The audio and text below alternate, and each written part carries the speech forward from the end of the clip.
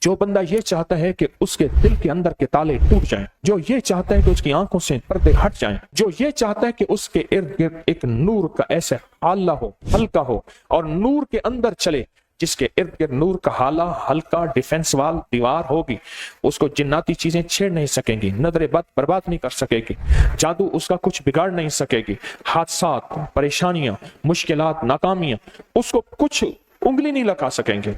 ہم بھی کتنے نادان ہیں، ہم کہتے ہیں انگریزوں پہ جادو جنات اثر نہیں کرتا، ہمارے پاس جادو جنات ہوتا ہے، انگریزوں کو تو نظر بد نہیں لگتی۔ یہ تو کیسی عجیب بات ہے، یہ ہماری ناواقفیت ہے۔ میں نے بہت ساری کتابیں اپنی نیٹ کی دنیا پہ جمع کی ہیں انگریزوں کی، کہ ان کے ساتھ جادو جنات کا معاملہ ہوا اور پھر ان بیچاروں کو کیا تکلیف ہوئی، کیا برباد ہوئے، انہوں نے اپنے واقعات لکھے ہیں۔ اپگری کی سائٹ پہ جائیں اور جہاں کے جا کے جادوئی لائبریری کو دیکھیں تو آپ کو پتہ چلے گا کہ وہ انگریز جادو جنات کو، نظر بد کو، ان چیزوں کو کتنا مانتا ہے۔ آپ کو مان نہیں کر سکتے۔ اپنی زندگی میں اللہ کے کوئی عظمت کے ایسے بول شامل کریں جو زندگی میں جال اور نیٹ کو توڑ کے رکھتے ہیں، ویب کو توڑ کے رکھتے ہیں۔ ویب جال کو کہتے ہیں، نیٹ جال کو کہتے ہیں، شیطانی جال کو توڑ کے رکھتے ہیں۔ وہ صرف اللہ کی عظمت کے بول ہیں، جیسے آیت الکرسی جنات اور شیاطین کا علاج ہے یا نہیں ہے؟ ہے۔ اس میں ساری اللہ کی عظمت کو بول ہیں، ایک بھی جن کا نام نہیں، ایک بھی شیطان کا نام نہیں، ساری آیت الکرسی میں۔ کہ نہ کسی جن کا تذکرہ ہے، نہ کسی شیطان کا تذکرہ ہے، نہ کسی جادو کا تذکرہ ہے، نہ نظر بد کا تذکرہ ہے۔ ساری آیت الکرسی میں آپ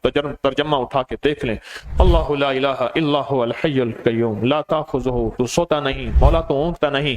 اے مولانا تیرا کوئی کرسی تیری وسیع ہے، تیرا علم وسیع ہے، وسیع کرسی السماوات والارض، یہ سارا نظام تیرا ہے، سب کچھ تیرا ہے۔ ساری اللہ کی عظمت، اللہ کی کبریائی، اللہ کی بڑائی